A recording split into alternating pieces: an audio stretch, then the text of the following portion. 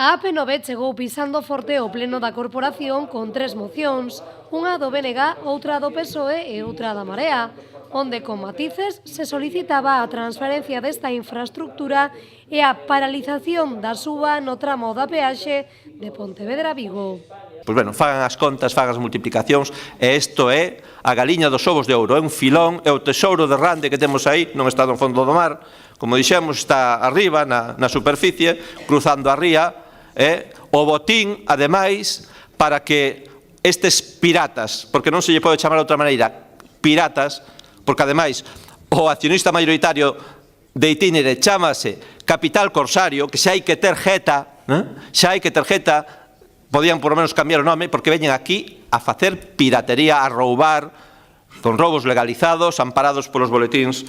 do Estado. Dende o PSOE quixeron na súa intervención lembrar o investimento anual que realizaba na nosa comunidade o goberno de Zapatero, 1.100 millóns de euros, fronte aos 250 millóns que realizan agora dende o Partido Popular.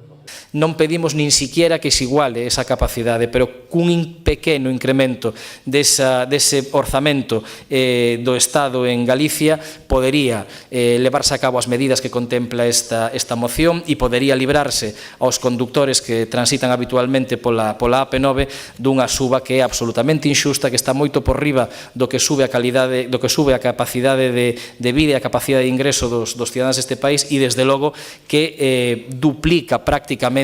a media do incremento das peaxes do resto de autoestradas do Estado. Pola súa banda, a Marea lembrou que o 70% das autoestradas de España xa están no sector público. Entre as excepcións está a AP9, un problema que, sen dúbida, hai que solventar. Instar a Xunta de Goberno local a solicitar do Goberno central a inmediata transferencia da competencia sobre a AP9 á Xunta de Galicia, secundando a petición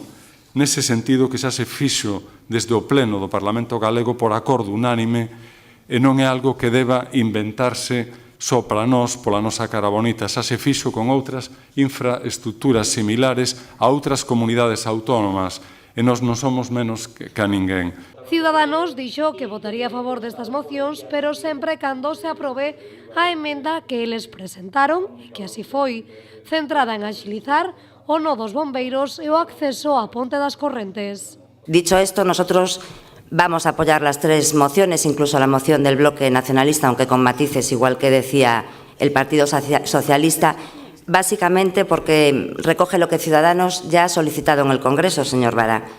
Pero como estamos en el Pleno del Concello de Pontevedra, me gustaría que incluyesen una enmienda para que se agilice la remodelación del mudo de bomberos y el acceso al puente de las Correntes, porque sabemos que el proyecto ya está redactado. E pola súa banda dentro do PP dixo que está moi ben que uns pidan unha cousa e outros outra, pero que non que hai que centrarse é en unificar posturas polo ben común. Lo que les proponemos hoy aquí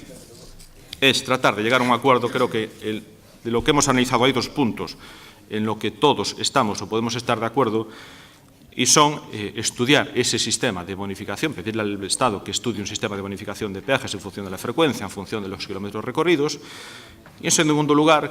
creo que todos estamos de acuerdo porque todas las mociones lo contemplan, pedirle al Gobierno del Estado que admita a trámite la proposición que se ha formulado por unanimidad desde el Parlamento de Galicia para que se transfiera la gestión de la titularidad